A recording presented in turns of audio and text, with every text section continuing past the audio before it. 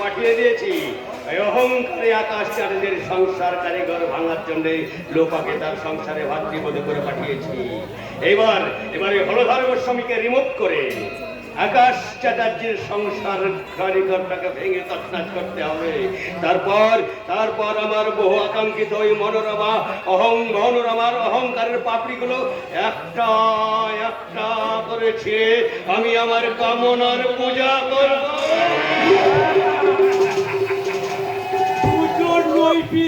Ready করে এনেছি sir. Thank you বলুন স্যার।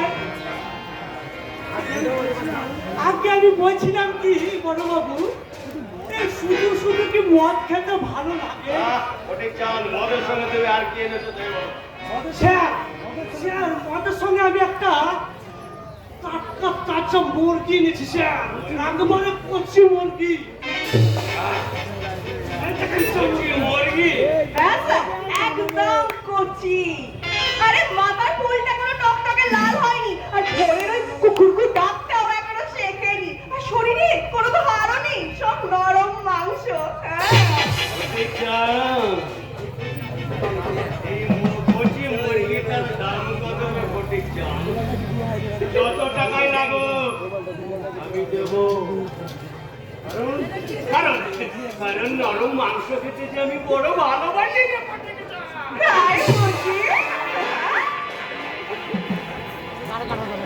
ছবি কোই লড়কি দেখে মেরা দিল দিवाना बोले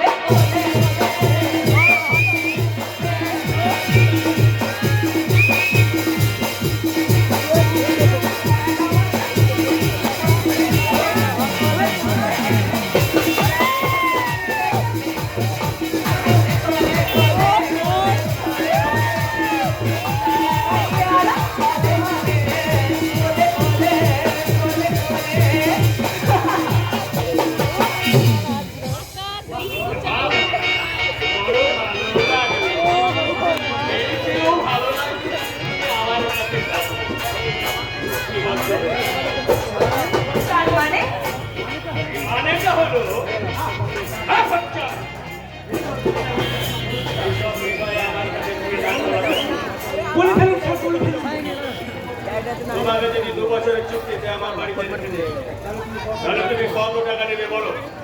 আপনার বাড়িতে কেন স্যার? এই ধরো অভিনয় মোবাইলে দেখছি। বলো 2 বছরে কত টাকা প্রয়োজন?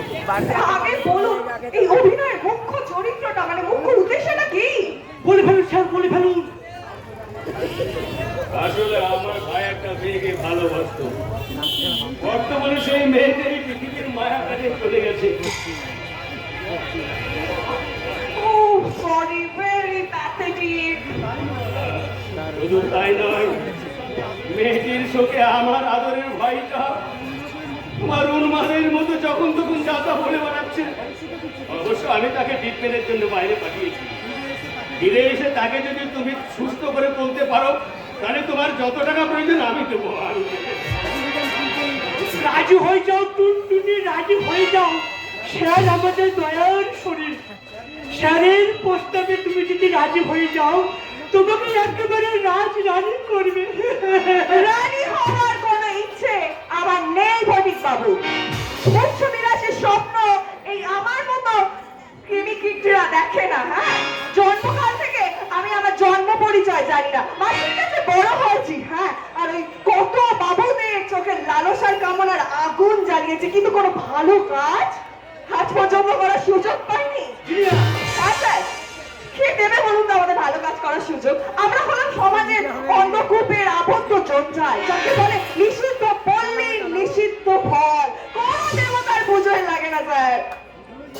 পুজোয় যাতে লাগতে পারো তার তো ব্যবস্থা আমাদের স্যারই করে দিচ্ছে। স্যার প্রথমে রাজি হয়ে যাও। হ্যাঁ জুনিয়া, হ্যাঁ আমার প্রস্তাবে রাজি হই। আমার কথা মতো আমার ভাইকে যদি সুস্থ করে তুলতে পারো তাহলে তোমার লাইফ স্টাইলটা আমি বদলে দেব। এবার বলো তুমি কি চাও, এই অন্ধকার গলিতে পচে মরতে, না তোমার জীবনটাকে সুন্দরভাবে উপভোগ করতে? আমি বাঁচতে চাই স্যার, বাঁচতে চাই। আর সব কাজটা মেয়ের মতো আমি সমাজের সমান অধিকার বুঝে নিয়ে এই আলোর জগতে মাথা আমি বাঁচতে চাই, তাই সেই বাঁচার জন্য আমি আপনার সাথে হাতে হাতটা মেলালাম স্যার।